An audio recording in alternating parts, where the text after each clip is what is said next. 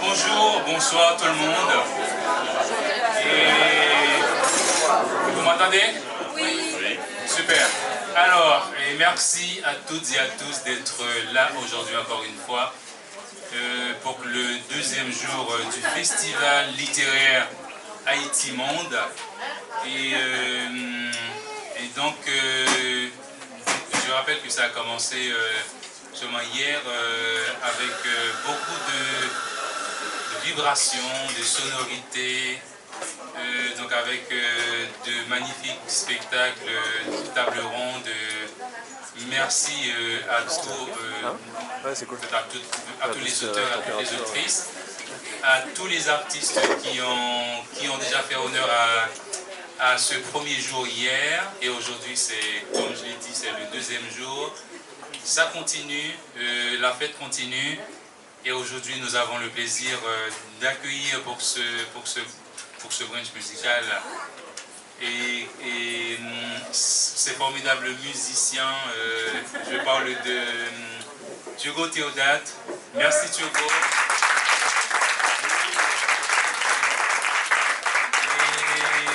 Et Bob Bobano.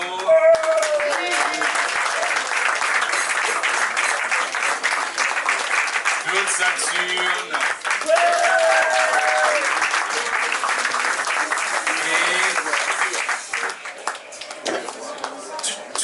C'est ça? Je préfère ce genre d'artiste. Voilà. Et donc pour ce formidable brunch musical, donc j'espère que vous avez aimé les formidables plats haïtiens qui ont été préparés par Nancy, l'équipe du festival Haïti Monde. Et je remercie le 360, bien entendu, qui nous a accueillis hier, depuis hier et aujourd'hui. Saïd Assadi, le directeur de 360. Merci Saïd. Et toute son équipe, merci pour cet accueil chaleureux. Et aussi, je tiens à remercier toute l'équipe du festival Haïti Monde, que je vous demande d'applaudir très très chaudement.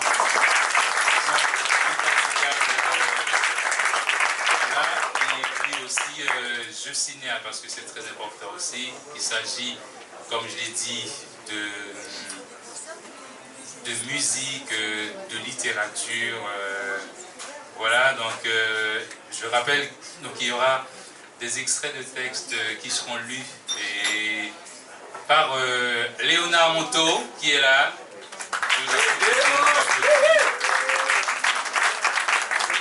Et Iliana Vagalo. Voilà. Et Stéphane Saint-Île aussi.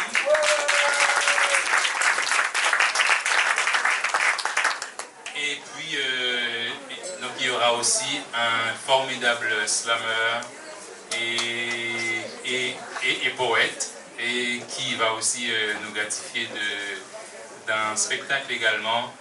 Gib, il est là.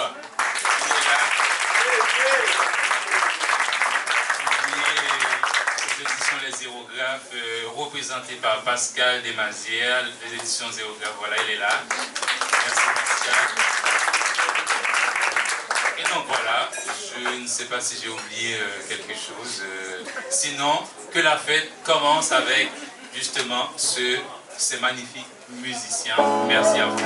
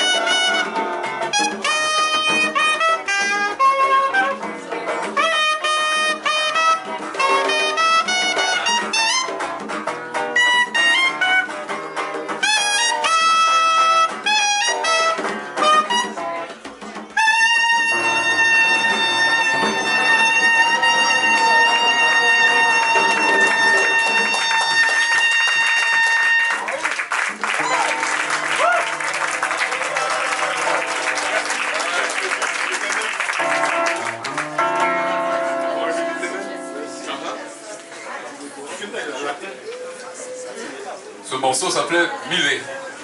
C'est Turgo qui nous donne les thèmes à jouer. Merci à lui de nous avoir fait découvrir cette musique. Je ne suis pas haïtien, et je prends toujours un maximum de plaisir à jouer cette musique avec toi, avec Claude. Alors merci de m'accueillir aujourd'hui. On continue avec l'Éternel.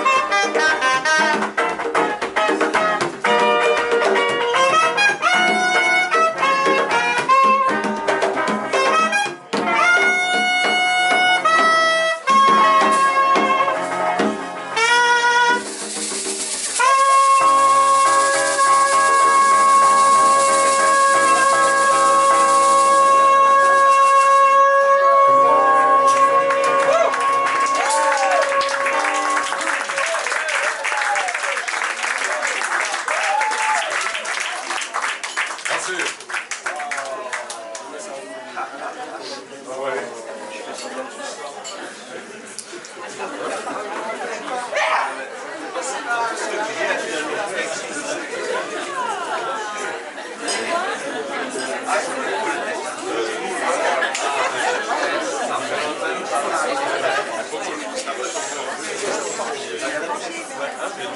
C'est pas fini, on reviendra, hein, bien sûr.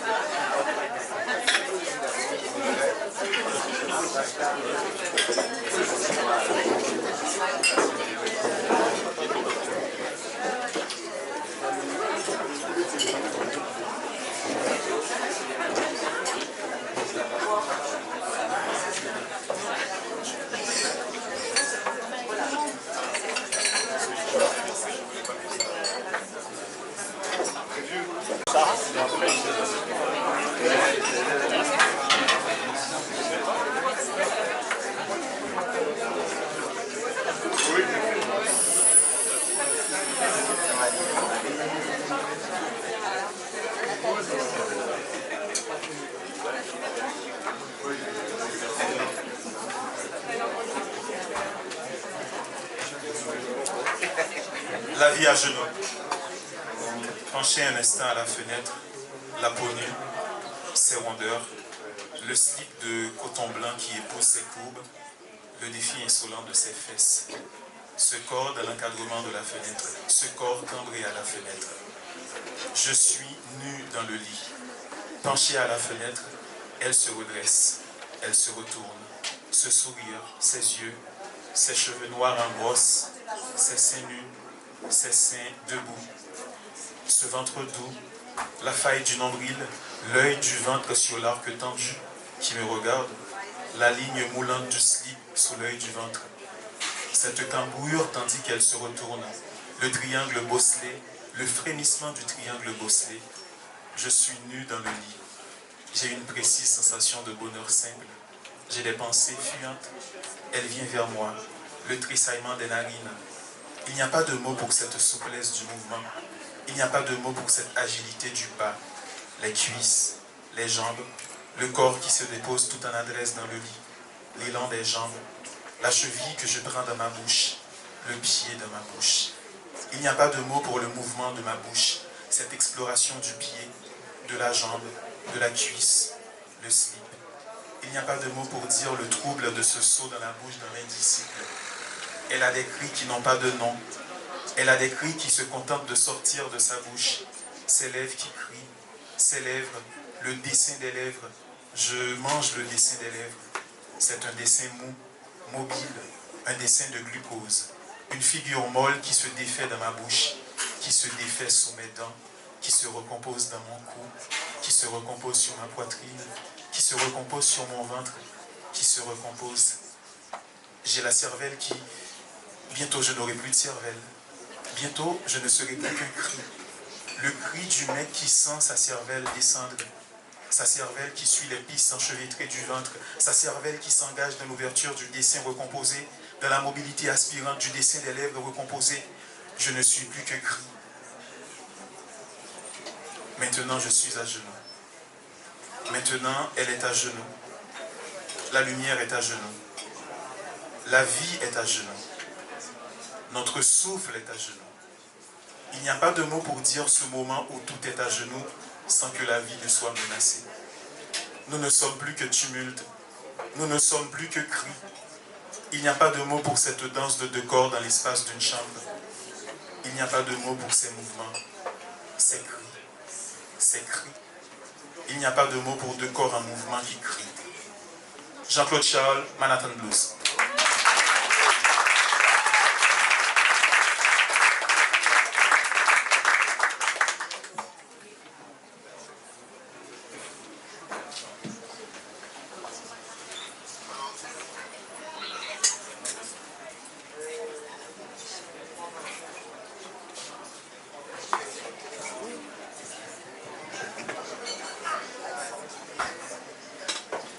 J'assiste au drame, scène après scène, effacée comme une ombre.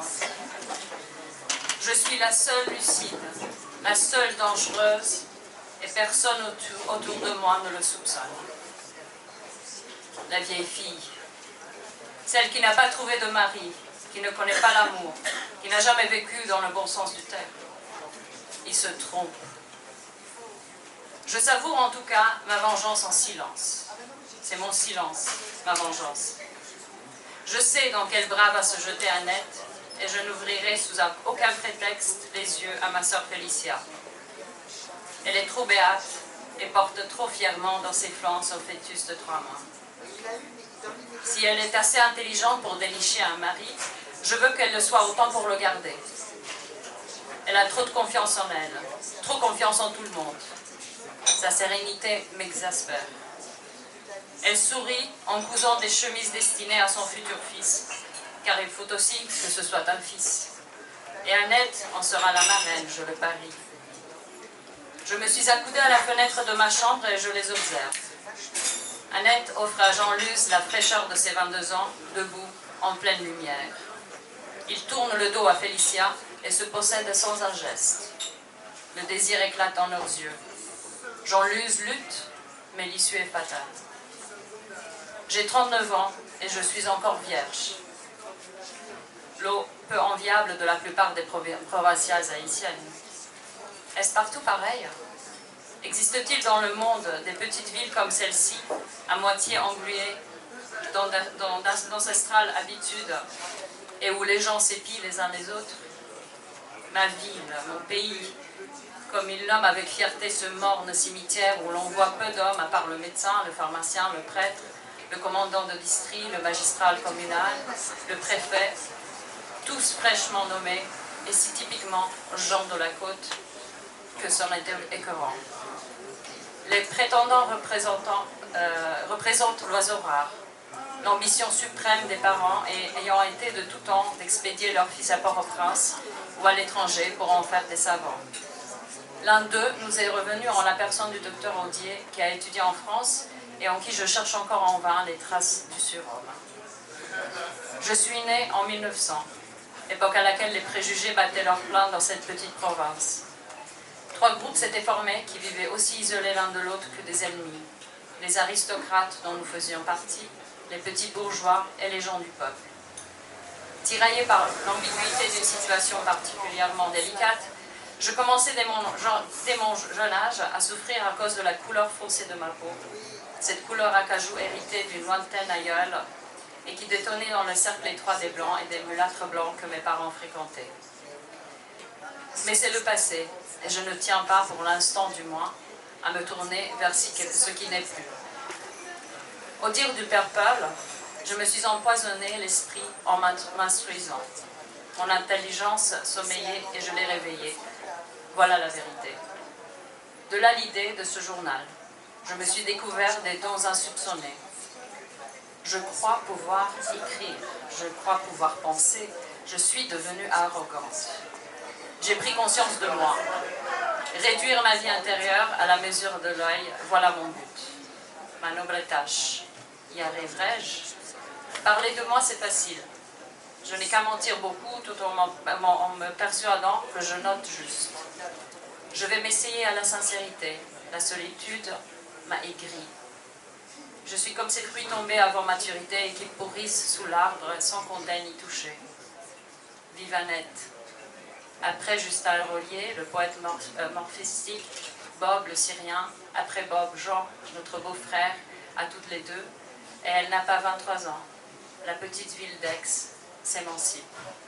Nous voilà contaminés par ce que l'on nomme la civilisation. C'est moi l'aînée des 3 sœurs Clermont. Entre chacune de nous, il y a tout juste 8 ans de différence. Nous vivons ensemble dans cette maison, héritage individu de nos parents défunts. À moi, comme toujours, ont été confiés les plus fastidieux travaux. Tu n'as rien à faire, semble-t-il me dire, alors occupe-toi. Et il me laisse les rênes de la maison et le contrôle de la caisse. Je suis à la fois domestique et maîtresse, une sorte de gouvernante sur les épaules de qui repose le train-train journalier de leur vie. Pour me récompenser, chacun me donne de quoi m'entretenir. Annette travaille, la bourgeoise ruinée, acculée par les circonstances, patauge sans vergogne dans la compromission et la promiscuité, et la voilà vendeuse chez Bob Charivi, un Syrien de la plus vilaine espèce qui tient à la Grande Rue une maison de commerce.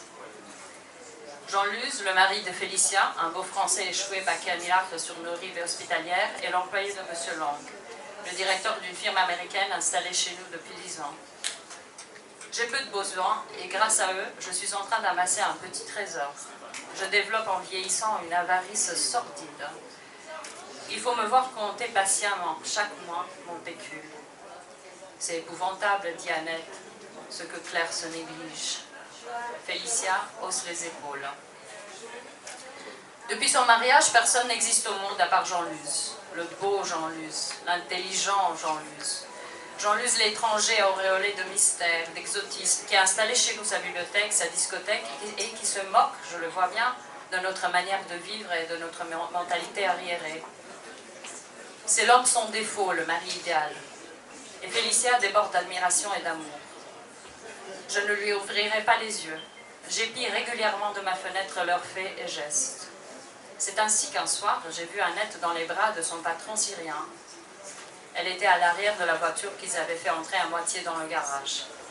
J'ai tout vu, tout entendu, malgré les précautions qu'ils prenaient pour ne pas réveiller Félicia. Ils n'avaient pas pensé à moi. Comment la vieille fille que je suis, désintéressée des choses de l'amour, pourrait-elle un seul instant les soupçonner? Cette liaison avait duré jusqu'aux fiançailles de Félicia, après quoi tout a chaviré encore une fois pour Annette. De taille moyenne et plutôt grasse, claire de peau et les cheveux d'un blond fadasse, Félicia elle est très fin d'une blanche. Annette, quoique blanche aussi, a de l'or sur la peau. Et ses cheveux sont noirs, d'un noir bleu comme ses yeux. La couleur de la peau exceptée, c'est ma copie d'il y a 16 ans, retouchée. Car ces deux blâtresses blanches sont mes sœurs. Je suis la surprise que le sang mêlé a réservée à nos parents.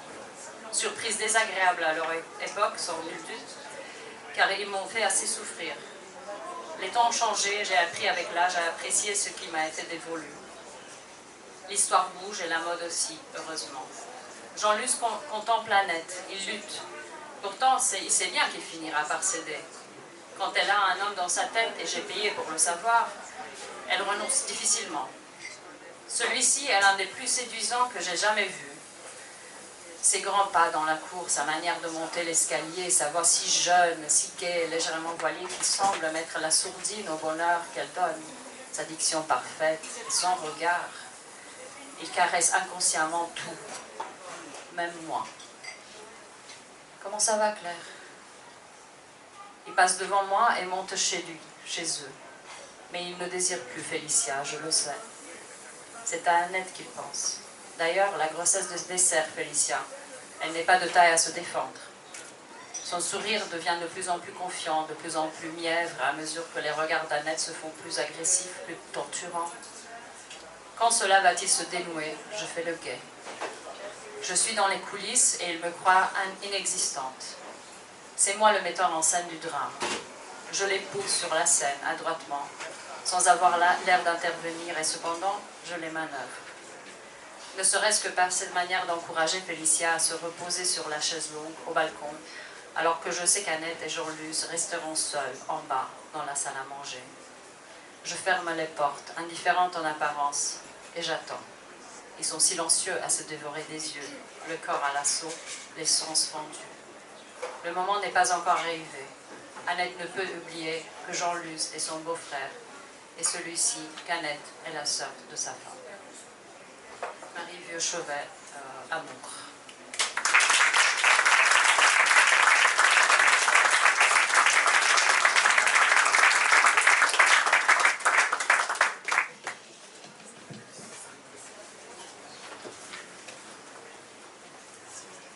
Estoy equivocado, equivocado está.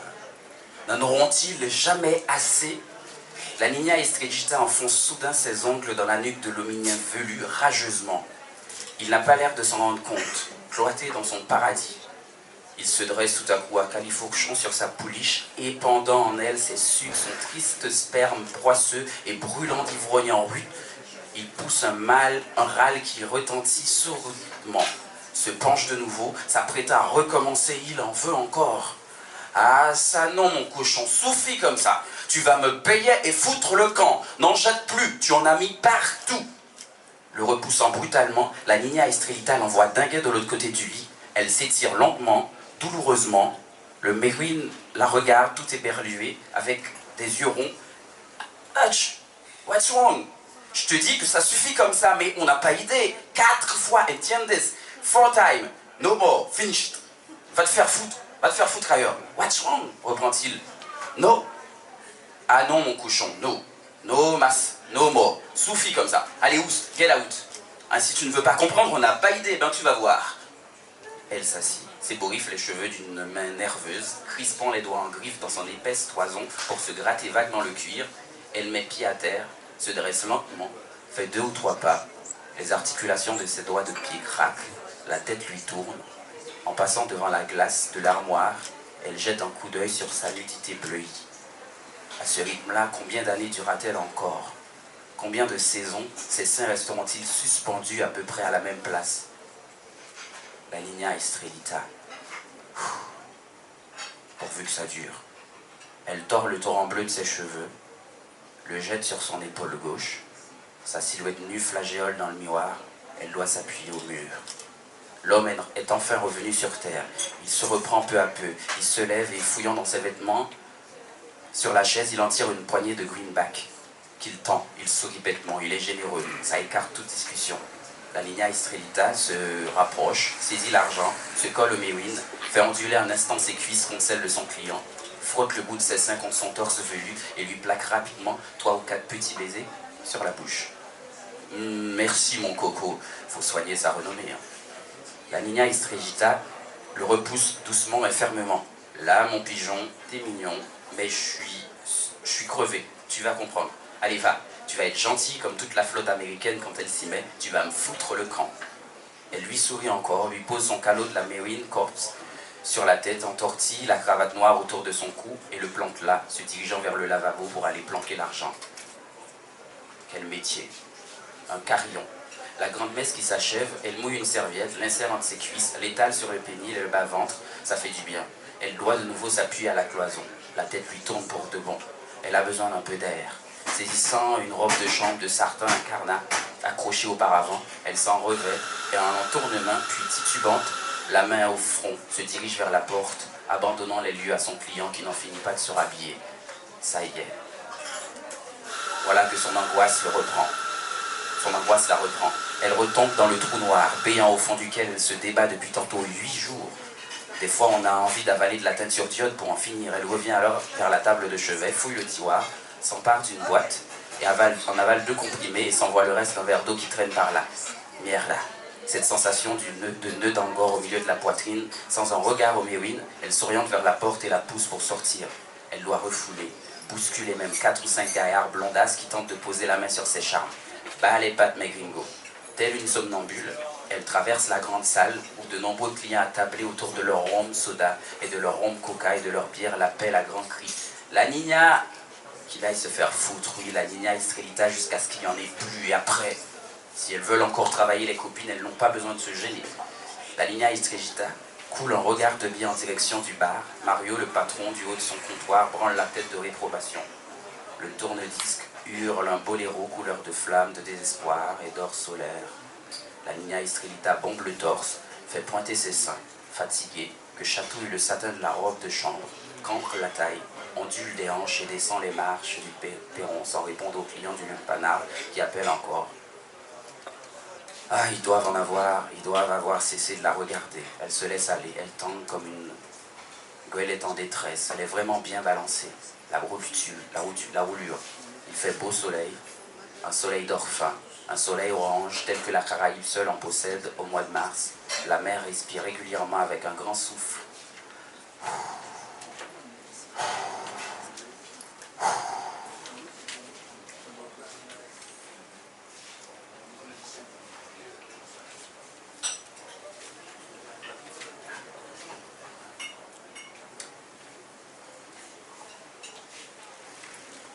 Généralement, on m'appelle El Caoutchouc. Les gars. Mais vous pouvez m'appeler par mon nom si ça vous chante. On l'appelle toujours El Caoutchouc. El Caucho. Au revoir les gars. Ça a été dur, mais parfois on a eu du bon temps. Quand même, vous ne trouvez pas? C'est la vie. On se retrouvera, tu peux être sûr. La vapeur hurle.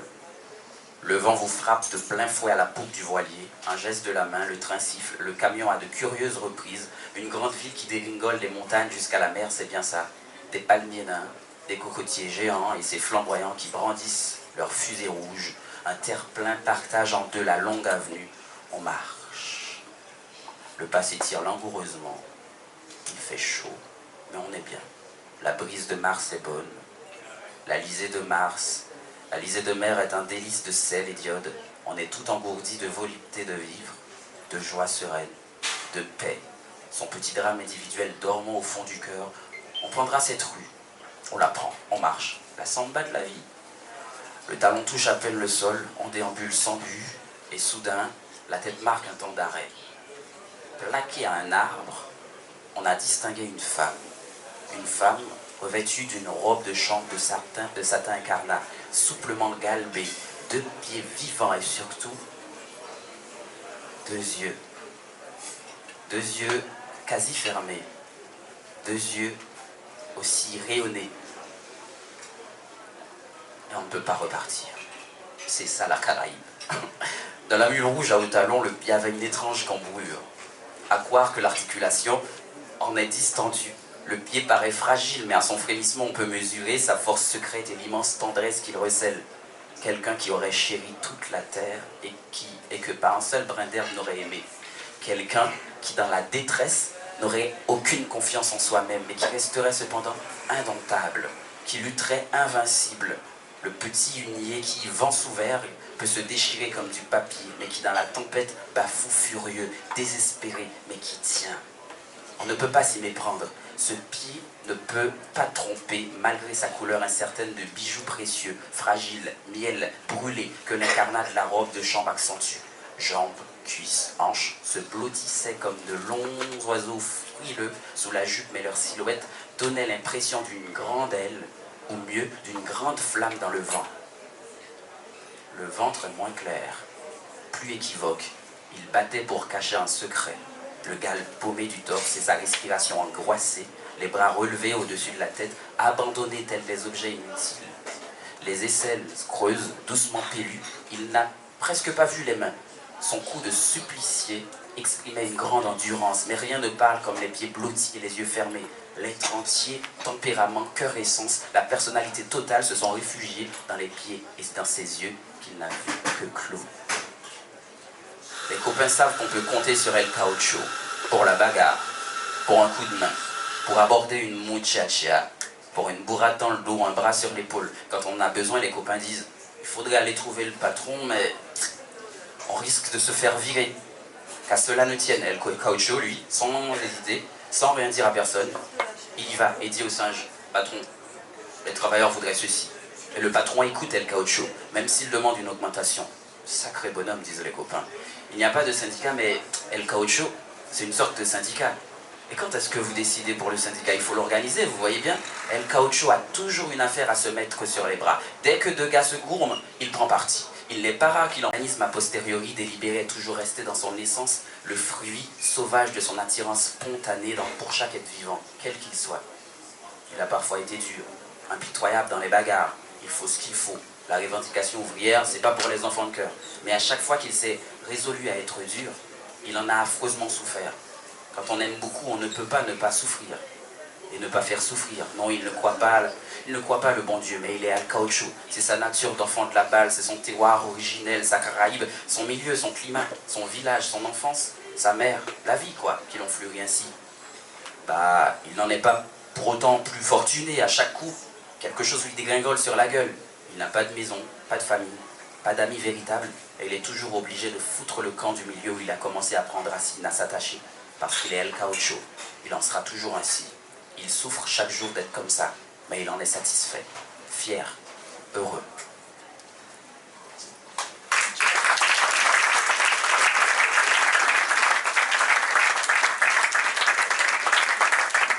Jacques-Stéphane Alexis, l'espace d'un ciment.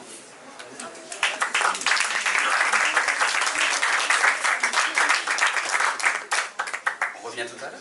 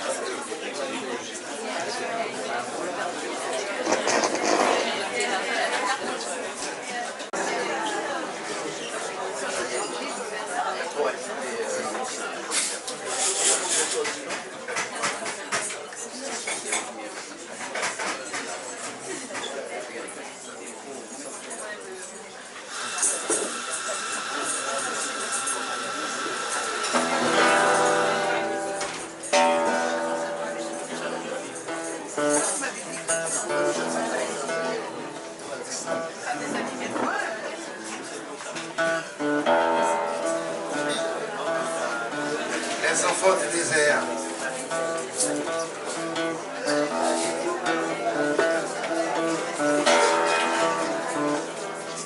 Le ciel d'Afrique, si haut, bien sûr, l'ombre des nuages est si peu. Le rêve des pêcheurs, dans le Nil, il se noie. L'ombre d'une histoire, dans la mer, s'en va.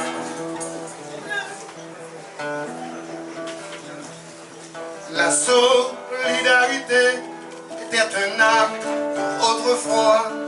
Chaque jour qui se lève était pour partager aux autres qui sont faibles, qui n'ont ni l'espoir pour une vie meilleure. Travaillons avec eux, ils sont beaux. Et s'il y avait de l'eau, il serait mieux. Les enfants du désert, demandez-leur ce qu'ils espèrent.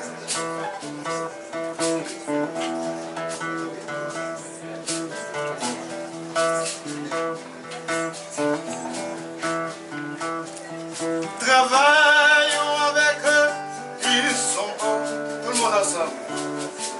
Et s'il y avait de l'eau, il serait mieux. Les enfants du désert, les enfants du désert, demandez-leur ce qu'ils espèrent, ce qu'ils espèrent.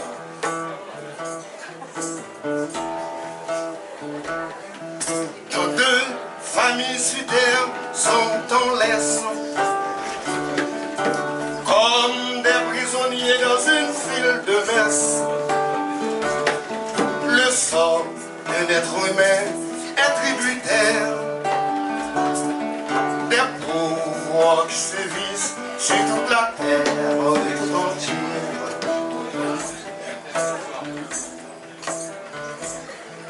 Alors retrouvons-nous auprès de nos amis. Il faut qu'on recommence à nouveau. Et ceux les safaris regardent-les, ils accusent les enfants du désert, des vanupies, des vagabonds. Travaillons avec eux, ils sont beaux. Et s'il y avait de l'eau, et s'il y avait de l'eau, ils seraient mieux. Les enfants du désert, les enfants du désert, demandez-leur ce qu'ils espèrent, ce qu'ils espèrent. Encore, travaillons avec eux, ils sont bons. Et s'il y avait de l'eau, et s'il y avait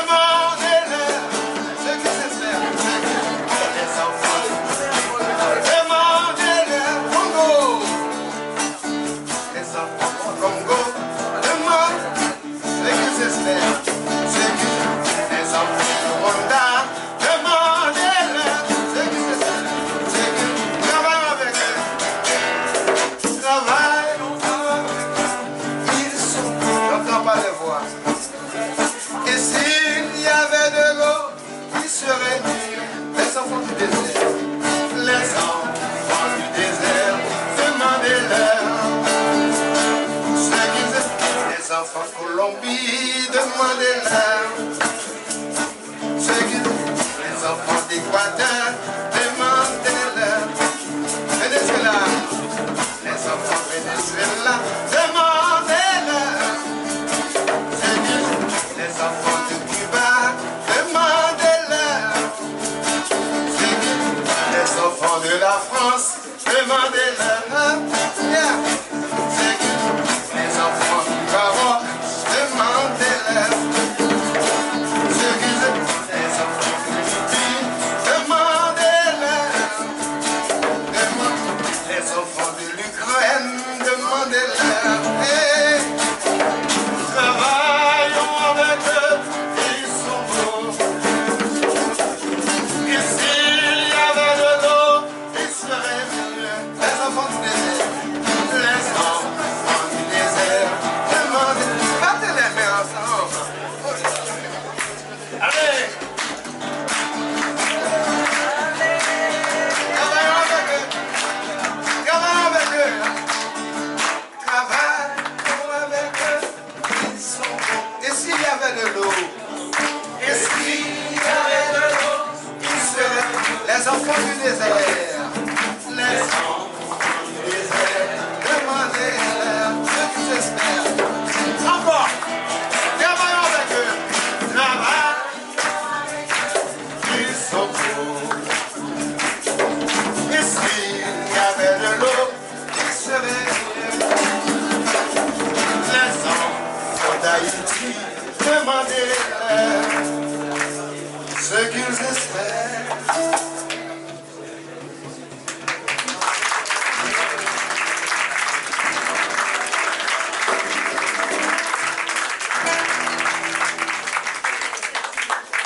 Comment vous êtes venus à ce festival en plein air? Oh, c'est pas éphémère, hein? Hein? Eh bien, on va chanter force. On va chercher de la force.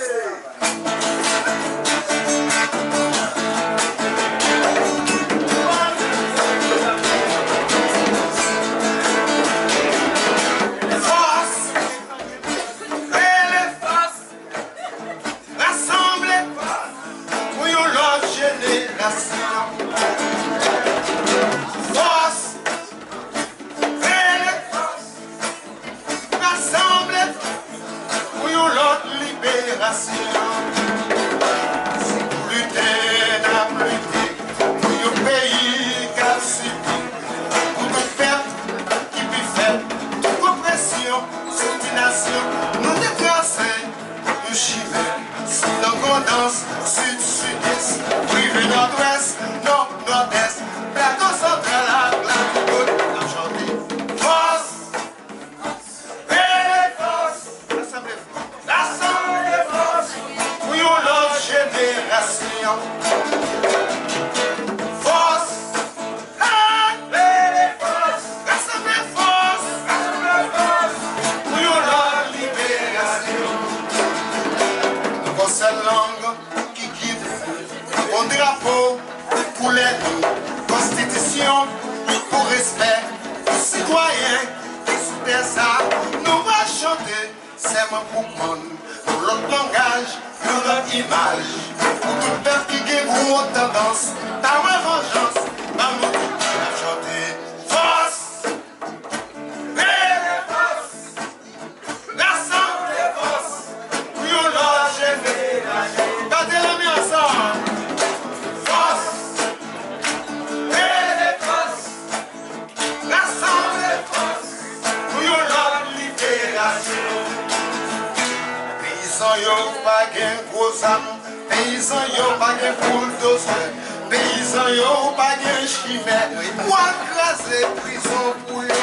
Sont millénaires qui jampent, démocratie nous planter. Tout jeune yo cap fini, par la vengeance, par yo chanson de chanter. Force! Et les forces! Rassemble les forces! Pour une longue génération. Force! Et les forces! Rassemble les forces! Pour une longue libération. Hey!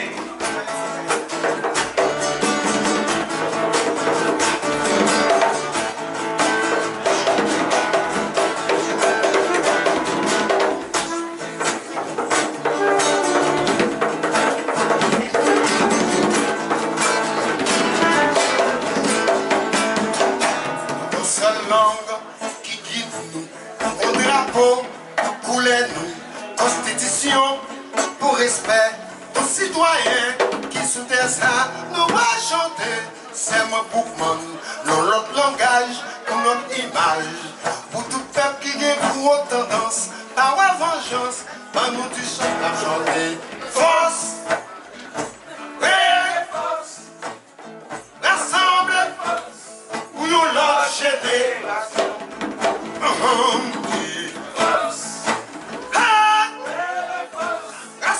force! Ou nous la libération. Paysan yo pas gain gros âme, paysan yo pas gain bulldozer, paysan yo pas gain chimère pour écraser prison. Son millénaire qui chantait démocratie nous planter. Vous dites jeunes yo cap fini par la vengeance, par yo chansons nous chanter. Force! Rassemble pour une autre génération. Force! Rassemble force pour une autre libération. Fuerza, grita fuerza, junta la fuerza para la otra generación. Fuerza, grita fuerza, junta la fuerza para la otra liberación.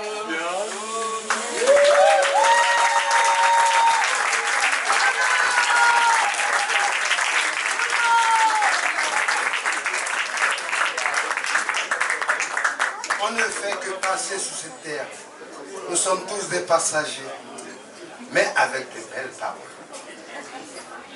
avec des mots doux, avec une musique douce qui rentre dans la mémoire. Ce n'est pas une honte éphémère, c'est la honte est éphémère. C'est une façade, quand même. Eh bien,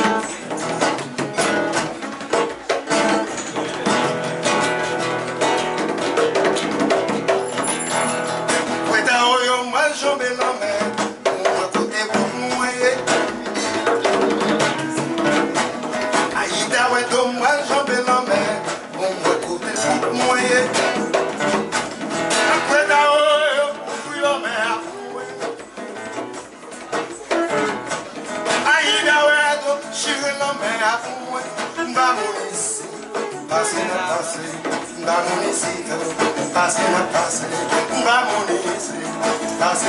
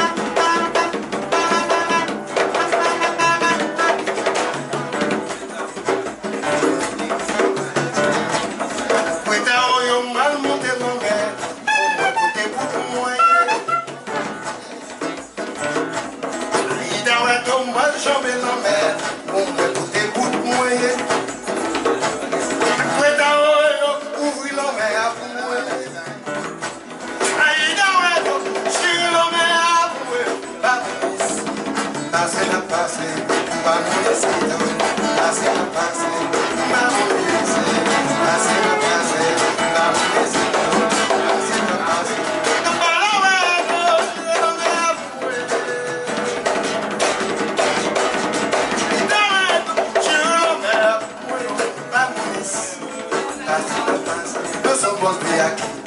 Solo pasando.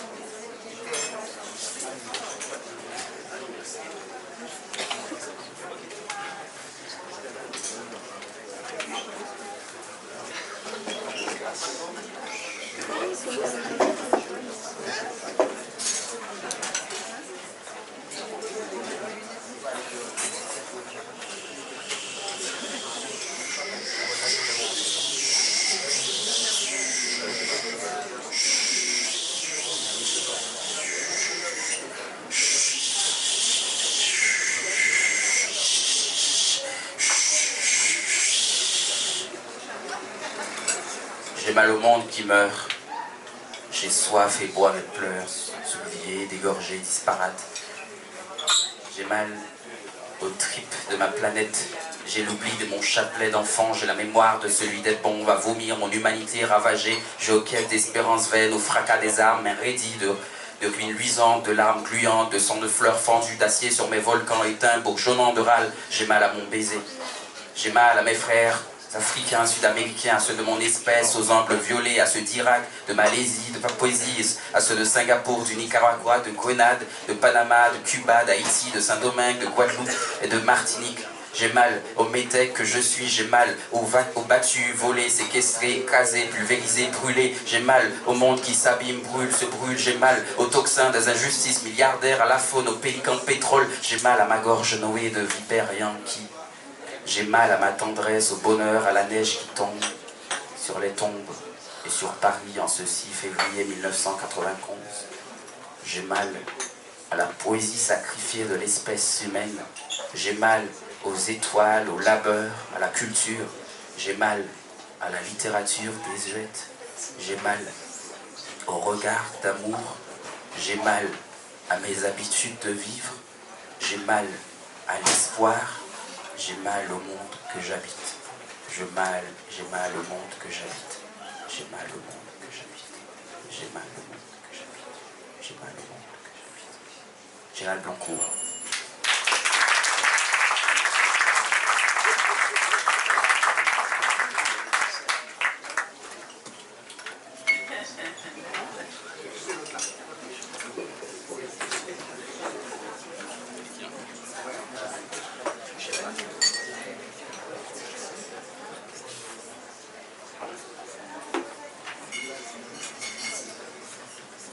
Je suis né de toi, de tes vertus combustibles.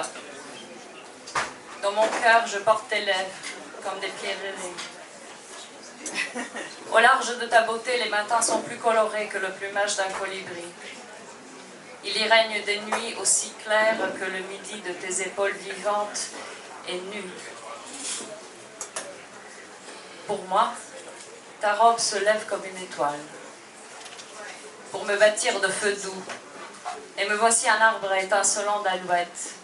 Me voici qui prend en charge tout le bleu du ciel. Je jure sur l'honneur brûlant de ta nudité. Je jure sur la parole bien donnée de tes seins que l'amour est ma règle d'innocence, que les regards que je jette sur le monde ont la chaude ouverture de tes bras langoureux. Je jure sur le tyran d'eau précieuse de ton corps. Je jure sur la maternité en fleurs de ton ventre que tout mon être est construit à hauteur d'enfant, que chaque goutte de mon sang est un poète qui pour toi fait chaque soir son tour de chant. Je t'aime de la tête aux pieds, de l'amour du cœur, pour la sève qui le tient en fleurs, de l'amour des voiles pour le vent du large. Au large d'Édith, René de Pestre.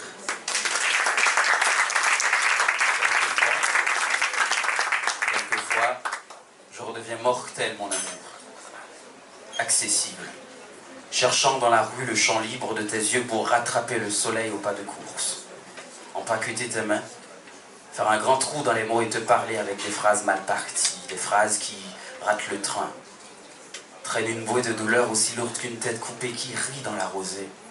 Écris-moi, raconte-moi ta vie. Mais comment raconter? Les mots sont fous qui viennent par avalanche d'une ville. C'est les initiales de Jean-Yves Bertegal, poète slameur.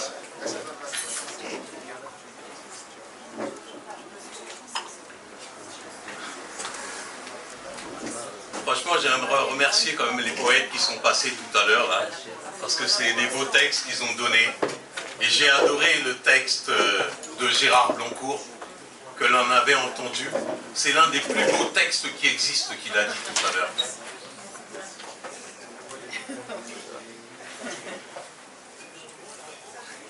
Je vais vous faire un texte de Aimé Césaire, qui est sur sa tombe, calendrier lagunaire.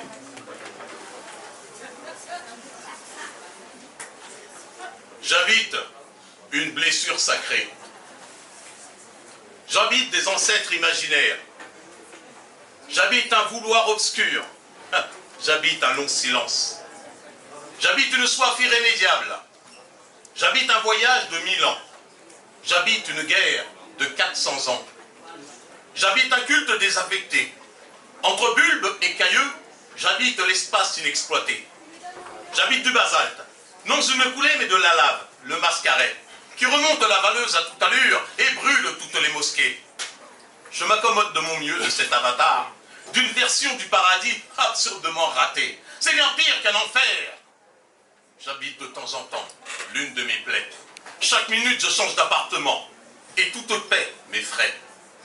Tourbillon de feu, accidie comme nul autre pour poussière de monde égaré. Ayant craché volcan mes entraves d'eau vive, je reste avec mes pains de mots et mes minarets secrets. J'habite donc une vaste pensée. Mais le plus souvent, je préfère me confiner dans la plus petite de mes idées. Ou bien j'habite une formule magique, les seuls premiers mots, tout le reste étant oublié. J'habite l'embâcle, j'habite la débâcle, j'habite le pan d'un grand désastre. J'habite le plus souvent le pic le plus sec, du piton le plus efflanqué, la loupe de ces nuages. J'habite l'auréole cassé, j'habite un troupeau de chèvres, tirant sur la tétine de l'arganier le plus désolé. À vrai dire, je ne sais plus mon adresse exacte. Abyssal ou abyssal, j'habite un trou de poulpe. Je me base avec une poulpe pour un trou de poulpe. Frère, n'insistez pas. Vrac de Varèche, ma creusant en cuscute ou mes déployant en porana. C'est tout un. Et que le flot roule, et que ventouse le soleil, et que flagelle le vent, ronde bosse de mon néant. La pression atmosphérique, ou plutôt l'historique, agrandit démesurément mes mots, même si elle rend somptueux certains de mes mots. Calendrier lagunaire, M. Aimé Césaire.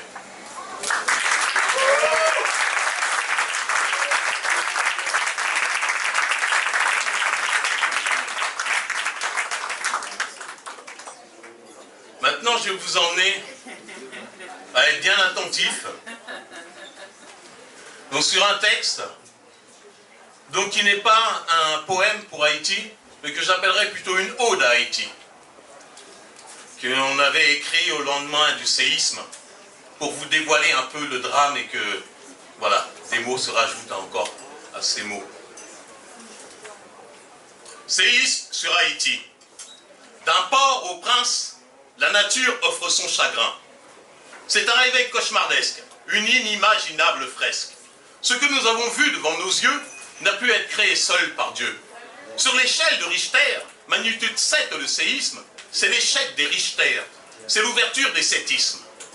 Le sadisme de la nature, détruisant tout sur son passage, elle offre à nos yeux son nudisme. Avant-gardisme de lutte, elle qui, première république noire, en fer de lance vaincu l'esclavagisme, c'est au fin fond du tiers-mondisme, sous le seuil de la pauvreté, qu'Haïti paye son négrisme, sa volonté de liberté. L'humanitarisme, armada du monde, se levant d'un bloc solidaire, pour une ronde humaniste, d'une saga humanitaire, pessimisme, Haïti ne s'en remettra pas. Optimisme, Haïti se relèvera. Car succédant 4 cyclones ravageurs, Faye, Gustave, Anna et Ike, ce groupe qui n'a pas le Turner tue. Et avec eux, 3000 meurent. Mais pas assez d'ampleur. 2008 semble être un incident mineur. Prise entre deux plaques tectoniques coulissant en mouvement sismique, Haïti danse plus le compas, celui des terres et raide d'équerre. C'est l'heure de la tectonique cadencée de 25 répliques. Compte les pas et puis rapplique. Farandole de destruction dans l'air. 17h tremblement de terre, à minuit c'est dit encore. Haïti jalonné de corps. Et c'est la peur qui règne, et c'est les pleurs qui saignent. Le journaliste pleure en direct, spasmé par les mortelles secousses, il cherche la force de transmettre, de lancer l'appel à la rescousse. Et alors qu'il pense à sa mère et qu'il voit détruire sa terre, les voitures voltigent en l'air, dansant l'épitaphe mortuaire. Et je vois cette gamine en pleurs devant son ami décédé. Un homme dans les décombres demeure, il cherche à attraper ses pieds. Les gens pleuraient, ils paniquaient, les plafonds tombaient, s'écrasaient. Des milliers de victimes hébétées, à la recherche d'eux-mêmes, erraient. Et c'est le chaos. Détruit le centre de l'ONU et les palais présidentiels. Les édifices tombent dans les rues et montent en poussière dans le ciel. Les noirs de poussière sont gris, comme on dit d'un chat la nuit. Amis, amis, amis, amis, le monde vient à ton secours. En tête, Antilles, États-Unis, la France d'urgence accourt. Trop nuit pour intervenir, il nous faudra attendre le jour.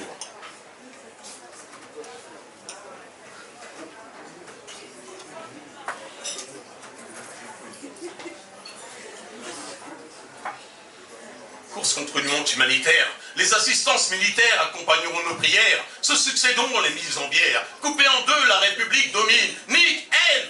Alors que le Jamaïque semble être le son du problème, sur eux la mort s'abat, amasse et nous met le Cuba.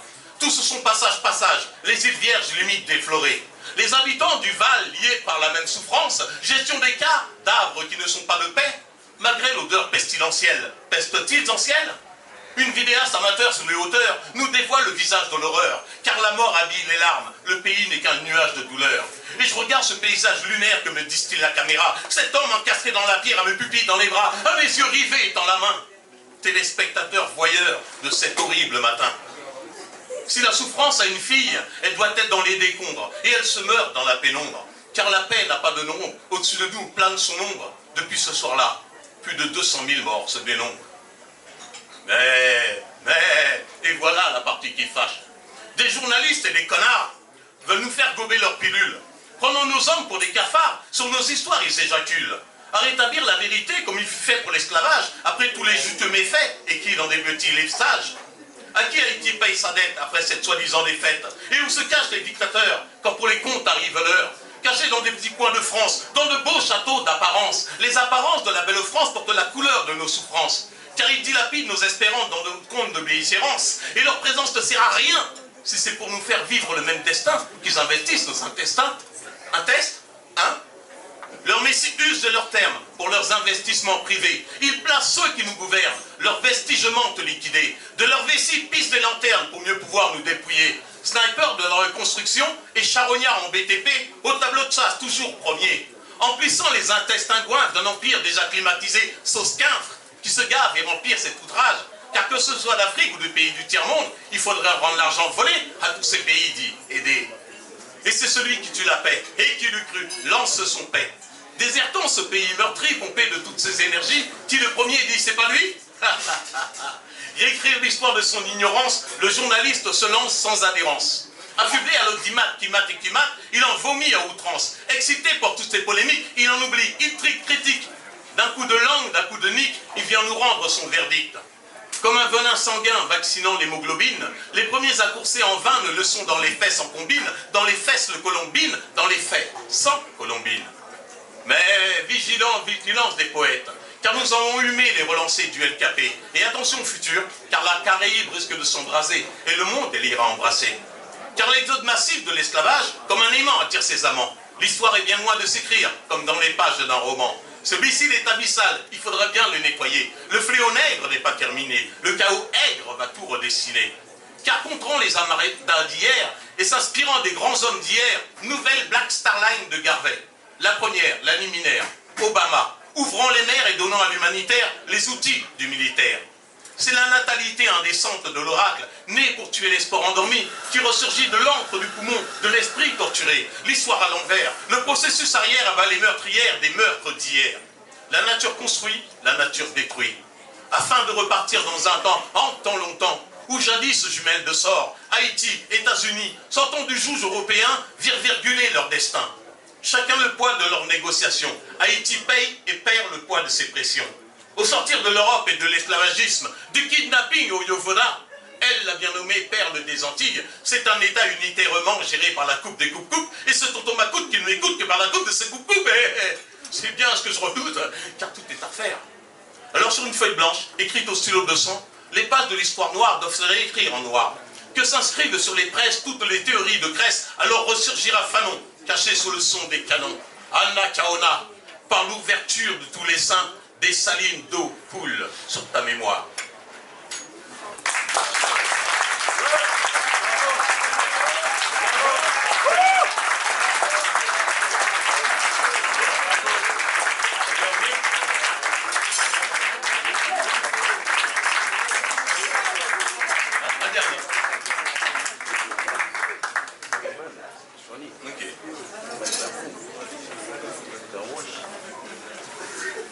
Alors un dernier texte à la mémoire de ceux qui n'ont pas eu l'opportunité d'avoir été esclavagisés. Où sont mes armées d'ombre? Où sont mes ombres armées? Ensevelies aux excavations de l'oubli, enfouies dans la putricible amnésie, diantre de la pusillanité extrême, pourvoyeur de morts mercantiles, il bâillonne la genèse des voix des sans-voix, soucougnant de l'histoire noire, affonant l'Iphigénie, glorifiant le piaculaire dans une pérennité grasse. Mais au panthéon de la réminiscence, le gardien de la veine du souvenir ressurgit d'un au-delà colérique, dans une raison d'aliénation délégataire, libérant l'aphasie, historiant les crimes, stoppant la parallalie. Dans une plaie d'eau morte d'où jaillit la conscience de la contrition, la mer pleure en son soleil noir. Ces brises-lames ne sont plus que des brises-larmes. Assèchement de peine liquide, l'assèchement de peine limpide. Las, sèchement. Les veines livides par la sémantique des peines, l'eau de Dodin plein de dédain enjolive la missive du chagrin. Au bateau-maître de la cruauté, le bateau-maître engloutit nos natalités, tandis que les nègres et les cafres battent au maître de leur chair défaite, gangrénant de l'excoriation la longueur en mètres de route de leur souffrance exquise. Combien de bateaux, combien de maîtres, combien de maîtres, combien de basses eaux. Au tréfonds de l'au-delà des mers, nos corps jetés par-dessus bord coulent à pic. À côté de moi, je vois le sondeur de la bathymétrie jauger la descente de nos corps. Je suis la jauge des profondeurs des mers de cette océanographie mortuaire. Au tréfonds des mers, la bathymétrisée, les tréfonds des mers, la bathynoutrie, et le maître noutrit les abattis. Et j'arrêterai le texte là, parce qu'il est beaucoup plus long, il est très long, etc., et qu'il faut respecter un certain timing. Hein, c'est une façon un peu de l'auteur de sortir directement de son texte, allez hop, bling, c'est terminé. Et si jamais vous voulez découvrir les ouvrages, donc j'ai un recueil, L'écho des contes ultramarines, qui est là-bas, si vous voulez découvrir un peu plus des textes de l'auteur. Et merci à Charles et à Haïti Monde et à tous les musiciens présents et l'équipe présente. Merci bien.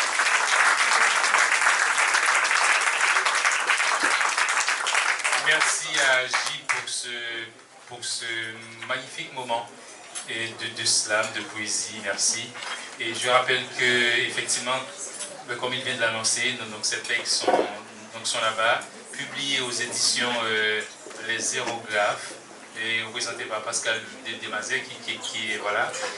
Et donc, n'hésitez pas. Et donc, je voudrais aussi souligner, je pense que c'est important, comme c'est un festival monde, et donc, et dans un quartier monde, comme je le dis tout le temps, et dans une ville monde qui accueille un festival monde, J vient un père guadeloupéen, une mère réunionnaise malgache et je suis né en Nouvelle-Calédonie. Voilà, c'est super, c'est excellent. Donc voilà, donc c'est tout à fait inscrit dans un festival monde. Merci Gilles pour ce magnifique moment. Nous allons avoir notre table ronde tout de suite après, mais pour faire en fait, comme on a commencé en musique, donc on va essayer de finir en musique. On va demander à Bob Bovano, Hugo Théodate et Tutu. Désolé. Donc on va terminer en musique. Et avant justement cette table ronde, je rappelle, qui réunira Lionel Troyot, Némi Pierre Daromé, Watson Charles, Mackenzie Oxel, Gerda Cadestin pour une magnifique table ronde qui sera modérée par Stéphane Saint-Île. A tout de suite pour terminer en musique et en beauté. Merci.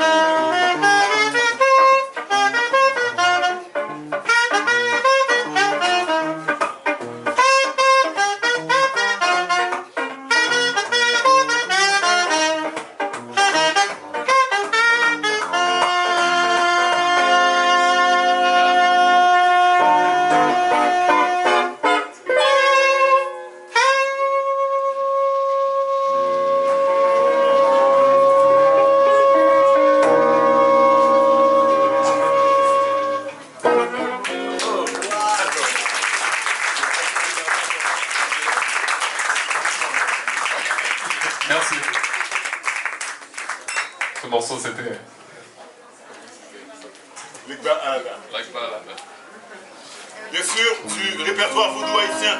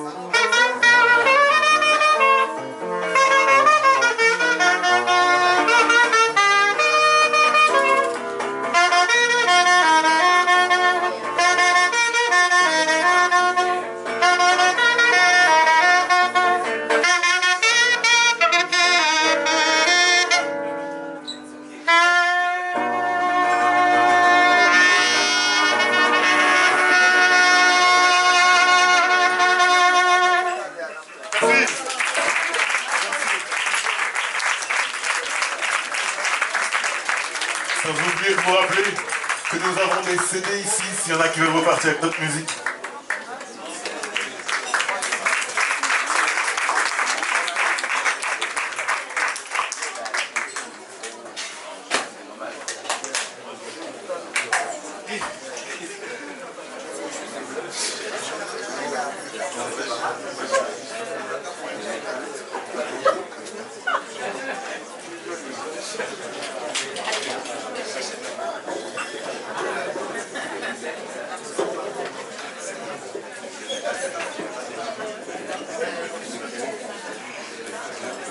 Non, mais tu sais, c'est parce que j'ai bien mis le jour, mais après, c'est ce que ça va rester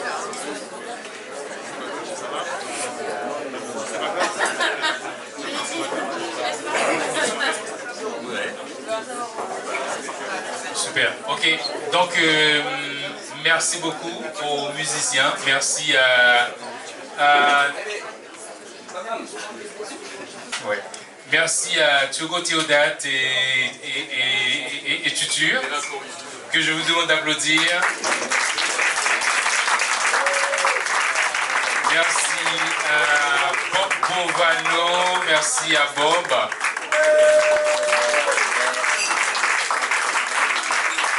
Et à Claude Saturne qui était là avec eux aussi. Et maintenant, donc, place à la table ronde et autour de la thématique Dire Haïti, dire le monde. La table ronde qui sera avec les autrices et auteurs.